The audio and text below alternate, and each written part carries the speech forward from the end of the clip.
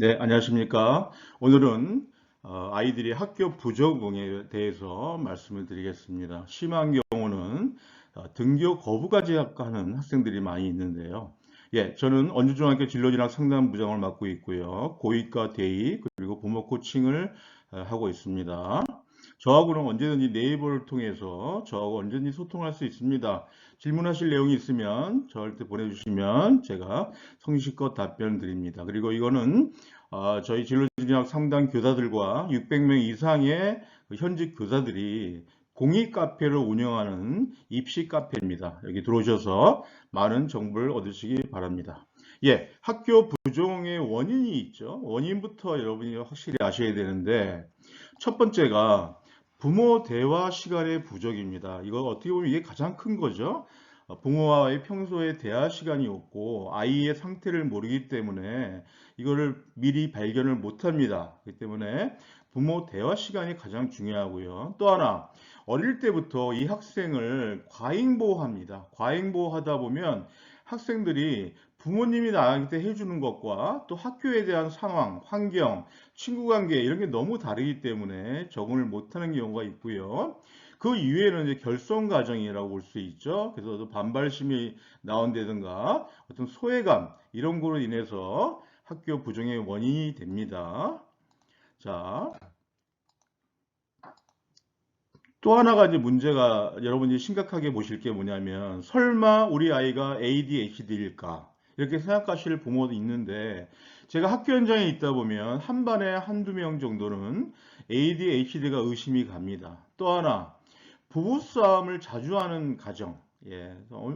학생들한테는요, 이 부부싸움이 엄청난 그 스트레스입니다. 그렇기 때문에 이거는 가장 그 아이들이 이런 상태로 정신적인 상태로 학교를 가서 적응한다는 건 어렵겠죠.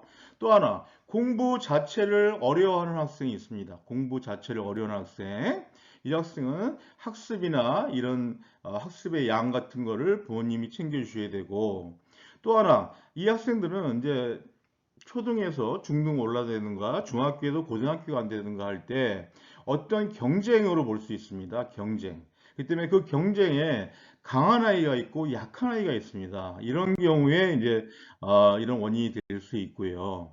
다음은 학교 부적응하는 학생들의 이제 특징을 보면요. 이거는 부모님들이 잘 관찰하셔야 되는데 첫 번째가 보면 학생 자체가 좀 의기소침돼 있다든가 소극적이다든가 아니면 또 자신감이 없다든가 아니면 어떤 그 교사와의 관계가 또 안 좋다든가 이런 걸 유심히 보셔야 되고요. 또 학교에 갔을 때 어떤 친구 관계에 대한 질문을 부모님이 꼭 하셔야 됩니다.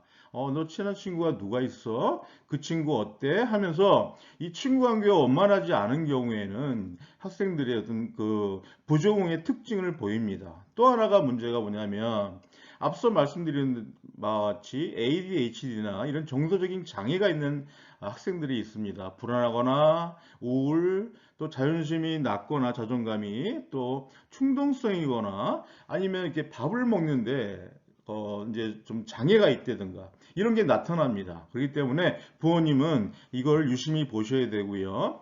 또 하나 이 중요한 게 뭐냐면요. 청소년기에 성이 이제 이런 부종이 나타나잖아요. 학교 때. 이런 사람들은 성인이 돼서도 어떤 대인 관계나 이런 것들에 어떤 사회 적응에 많이 실패할 수가 있습니다. 그렇기 때문에 이 청소년기에 이 적응 단계 이거는 정말로 중요한 그 과정 중에 하나입니다. 자, 학교 부적응을 해결하는 방안을 여러분들이 이제 아셔야 되겠죠. 첫 번째가요. 일단 학생이 어려움을 겪으면 일단 공감입니다. 공감이 우선입니다. 그 학생에 나무라지 마시고 그랬어? 그런데 힘들었겠다. 이런 식으로 공감해 주시고 자녀 스스로 어떤 문제 해결을 할 수 있게 부모님에게 다그치지 마시고 기다려주는 인내심이 필요합니다. 알아서 하겠지. 그걸 미리 그냥 부모님이 하시면 안 된다는 거.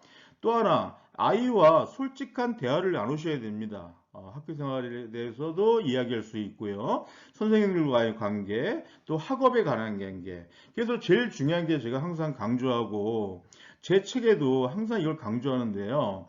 가정의 집안 분위기가 가장 중요합니다.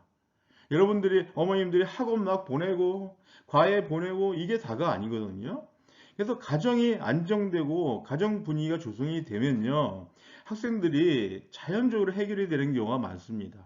그런데 또 자녀 중에 그 아이의 체력이 있습니다. 워낙 약한 학생이 있어요. 예. 근데 공부는 체력이거든요. 근데 그 체력적인 면이 약하면 부모님은 꼭 체력적으로 그 학생을 체크해 보셔야 됩니다. 예. 우리 아이가 어디가 아픈지, 뭐 심하면 병원에도 가봐서 한번 체크해야 되는가. 그 아이가 체력적인 요소로, 이 체력이라는 것은 심신입니다. 심신. 예, 정신적으로나 이럴 때 전문가를 만날 필요도 있고요. 또 이제 학교를 다니다가 친구와 교우 관계로 문제로 인해서 학생들은 잘 이야기를 안 합니다. 부모님한테. 그러니까 평소에 부모님 그 가정에 대화하는 가정이 중요하다는 게 바로 이겁니다. 그럼 학생이 어려움을 토해내죠. 내 걔하고 뭐 했는데 엄마 힘들었어. 이럴 때는요, 지체하지 마시고 담임선생님과 바로 상의를 하세요. 자꾸 시간 딜레이하지 마시고요. 그런 문제를 느끼고 들었을 때는 과감히 빨리 담임선생님을 만나시라, 그런 말씀 드리고, 예를 들어서 이런 경우가 많이 나타나거든요. 초등학교도 중학교 올라가면서 부모님들도 공부를 많이 시켜야 되니까 뭐 학원도 보내고 과외도 보내고 학습지도 하고 막 아이들한테 어떻게 보면 학습량 과부하가 될 수 있어요. 예. 이런 경우에 이제 이런 현상이 나타나거든요. 그렇기 때문에 자녀에게 맞는 학습량을 어머님이 정해 주셔서 자녀와 상의해서 결정하시고요. 그리고 아이들은요, 꾸준히 보셔야 됩니다. 꾸준히. 예. 그 자녀를 꾸준히 관찰하시고, 아무리 바쁘시더라도 제가 꼭 말씀드린 거는 신학기 때는 더군다나 아이의 관찰을 쫙 보시기 바랍니다. 가끔 가다가 아이가 없을 때 아이의 책가방도 한번 검사해 보시기 바랍니다. 이 아이를 꾸준히 보시 되고요. 자제력을 잃지 않도록 아이에게 항상 그 힘이 될 수 있는 말씀을 많이 해주셔야 됩니다. 또 하나가 문제가 뭐냐면, 이건 초등 같은 경우에 많이 나타나죠. 어떤 분리불안이나 아니면 정서적 문제나 따돌림 문제. 예, 이거는요 심각합니다. 예. 이럴 때는요 바로 부모님이 대응을 하셔야 됩니다. 저희 학교 현장에서도 제가 많이 보는데, 자기 자녀가 따돌림 당하는 것을 모르고 있습니다. 그러다가 무슨 사건이 커지면 그때서야 이제 부모님이 나타나시는데, 그때는 벌써 이 학생이 상당히 어려움을 겪은 후거든요. 그렇기 때문에 이런 학폭 관계나 아니면 자녀가 따돌림 당하거나 이럴 때는요, 즉시 처리해야 됩니다. 즉시. 부모님이 빨리 개입하셔야 됩니다. 아이, 뭐, 그러다가 말겠지. 뭐, 친구가 싸웠어? 그러다가 말겠지. 이렇게 생각하지 마시고, 이게 심각한 원인이 될 수 있기 때문에 부모님이 즉시, 학생들과, 담임선생님과, 그리고, 자녀분과 이야기를 하시라. 그리고 과도한 학업 스트레스, 이게 많이 겪습니다, 아이들. 자, A라는 학생이 있는데 A라는 학생은 B밖에 그 실력이 안 됩니다. 그런데 부모님은 더 높이기 위해서 A로 갈 수 있어, 학원을 늘려, 과외를 해, 학습지 더해, 이런 스트레스는요, 이렇게 가다 보면요, 아이들이 어떻게 되는지 아세요? 다 포기합니다. 예. 포기해요. 이거 다 할 수 없거든요. 예. 아이들이 멀티가 될 수가 없습니다. 그렇기 때문에 능력에 맞는 학업을 주시고, 그리고 자녀가 또 더군다나 예민한 성격이 있는 학생들, 이런 학생들은요, 부모님이 관찰을 유심하게 보셔야 됩니다. 예. 그리고 인지 능력이 떨어지는 아이도 있을 수 있습니다. 이런 거. 그리고 우울증을 겪을 수가 있고요. 청소년기에 우울증 많이 겪습니다. 어머니들 잘 모르시는데 학교에서 상당히 그런 게 많이 있습니다. 그래서 저도 안타까운데 관찰을 좀 많이 하셔라. 그리고 담임선생과의 유대관계를 통해서 우리 아이가 이렇습니다는 이야기를 많이 하시고, 학기 초에 되면 학교 방문의 날이 있지 않습니까? 그때 그냥 오지 마시고 담임선생님하고 지내는 자녀의 관계나 친구들 관계나 다 물어보세요. 예. 학교 방문해 가서 뭐 그 학교의 뭐 정보는요 유튜브에 다 나와 있습니다.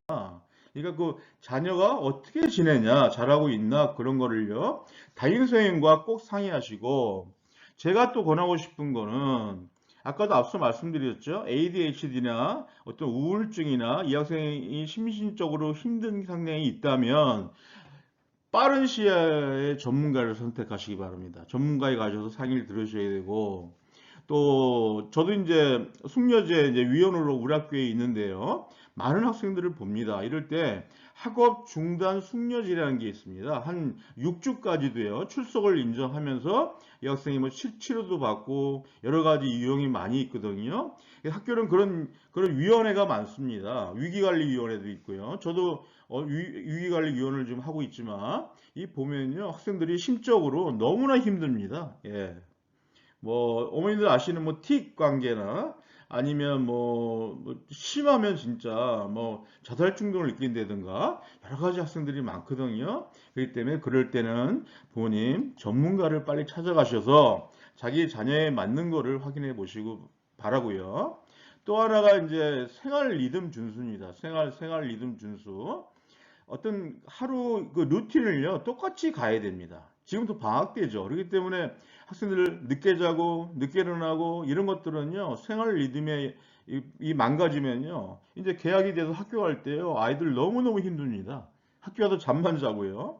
그리고 휴일이 되면 부모님과 함께 이렇게 야외 활동 많이 하시기 바랍니다. 야외 활동 참 좋잖아요. 야외 활동에서 이렇게 햇빛을 쐬면요, 세로토닌이 활성화가 됩니다. 그렇기 때문에 학생들이 그 우울감도 개선이 많이 되고요, 안정적으로 되기 때문에 그런 걸 많이 가지시고, 그 공부는 공부지만 휴식하는 시간은 정확히 부모님이 지키셔줘야 됩니다. 자, 지금부터 좀 쉬자. 언제부터 언제까지는 쉬는 거야? 이런 식으로 아이에게 꼭 그런 걸 주시면 아이에게는 상당한 도움이 되겠습니다. 자, 이건 고등학교 학생 부적응 행동이라고 그러는데요. 부모님도 알다시피 고등학교는요, 지금 고1 가서 중간고사 보고 시험 못 보면요, 그냥 자퇴하는 학생들이 많습니다. 예. 뭐 신문 기사에 많이 들으셨을 겁니다. 고등학생 부정원 행동을 보면요, 첫 번째가 이게 청소년기에 부족한 행동을 따라합니다. 예. 학생들이요, 거기는 그 청소년기에 뭐 자기 도취감, 자기 비하적인 거 이런 걸 많이 따라하고요. 또 부모님의 대들기도 하고요. 이런 현상이 많이 나타나는 경우가 있고요. 또 하나 공격적으로 행동을 나타나는 학생이 있습니다. 예.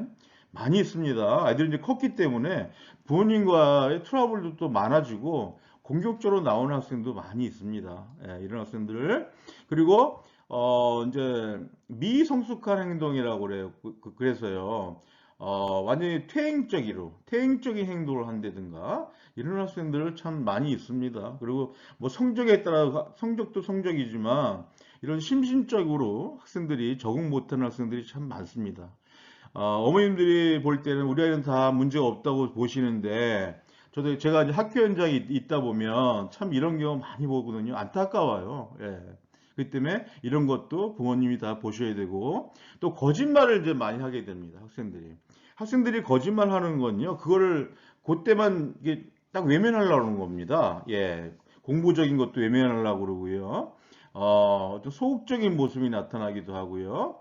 또 수행평가 못했을 때, 나 했어. 넘길 수도 있고요. 이런 거짓말을 많이 하는 학생들이 있거든요. 이런 것도 부모님 부적응 행동의 특성이기 때문에 꼭 관찰해 보시기 바랍니다. 또 불편한 심리, 이건 이제 심적으로 안 좋잖아요, 학생들이. 그러면요, 이 신체적으로 나타납니다. 신체적으로. 막 두통이 나타나고요. 그리고 막 자기가 어, 힘들다, 뭐 이런 것들만 나타날 수 있고, 막 이렇게 소화가 안 된다든가, 뭐 복통이랄까, 뭐 이런 게 막 나타납니다. 심신적으로. 이런 것도 많이 챙기시기 바랍니다. 그래서 만약 이제 고등학생 중에 자퇴하는 학생이 많기 때문에 제가 말씀드리면 많이 자퇴를 원한다면 바로 자퇴하지 마십시오. 예. 그 아까도 얘기했지 숙련제를 통해서 시간을 두시고 바로 자퇴하지 마시고 한 2주 정도 자퇴 후에 네가 어떻게 생활할 건가에 대해서 구체적으로 너 한번 이야기해보고 실천해봐. 그래서 생활계획표를 실천해 봤을 때, 이 학생이 잘한다? 똑같다? 학교 다니는 거 잘, 처리하고 학원도 잘 다니고 한다? 이럴 때는 이제 자퇴를 허락하셔도 관계는 없지만, 물론 자퇴를 안 하는 게 가장 좋죠. 그렇지만 자기가 이렇게 자퇴를 결정하고 또 공부 열심히 하는 학생도 많이 있거든요. 이럴 때는 바로 그만두지 마시고 한 2주간의 시간을 가져라 하는 말씀을 제가 드리겠습니다. 그래서 가장 중요한 거는요, 제가 제 책에서도 강조하지만 가정 환경의 중요성은요 어마어마합니다. 예, 가정 환경으로 모든 게 다 치유될 수 있고요. 그 중에서 아까 좀 말씀드렸죠. 제가 이제 아이들 상담하는 내용 중에 부모님 싸움, 부부 싸움 때문에 너무 힘들어하는 학생 많습니다. 예. 이런 것들, 그러니까 가정 환경이 안정이 돼야 학생이 학업이 안정이 됩니다.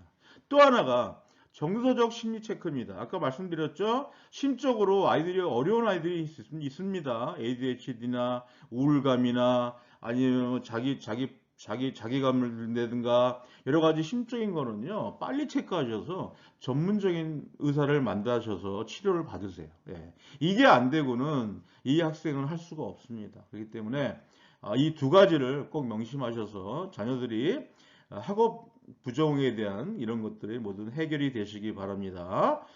저하고는 얼마든지 소통할 수 있으니까 저를 통해서 질문하시면 제가 꼭 질문에 답변을 드리겠습니다. 예, 구독, 좋아요 부탁드리겠습니다. 예, 영상 제작에 도움이 되겠습니다. 예, 여러분 잘 될 겁니다. 부모님들 걱정하지 마시고 자녀를 다시 한번 체크하는 시간을 가지시기 바랍니다. 네, 감사합니다. 다음 시간에 뵙겠습니다. 감사합니다.